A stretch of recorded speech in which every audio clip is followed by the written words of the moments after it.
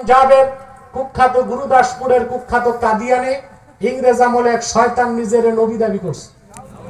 চিল্লায় বলেন নওজুবিল্লাহ। ইংরেজদের পা চাটা গোলাম ওই শয়তান, তার নাম রেখেছিল তার বাপ মির্জা গোলাম আহমদ কাদিয়ানি।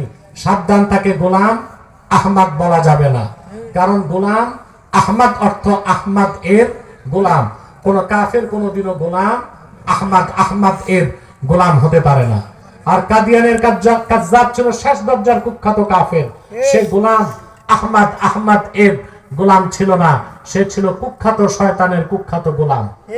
কাদিয়ানের কাজ্জাব, ইংরেজদের পা চাটা গোলাম, মিথ্যা নবুয়তের দাবিদার মির্জা গোলাম শয়তান কাদিয়ানির উপর গজব এসেছে 1908 সালে। যখন গজব এসেছে, কাদিয়ানের কাজ্জাব মিথ্যা নবুয়তের দাবিদার মির্জা গোলাম শয়তান কাদিয়ানি 1908 সালে ধ্বংস হয়ে কুখ্যাত জাহান্নামের কুখ্যাত কুকুর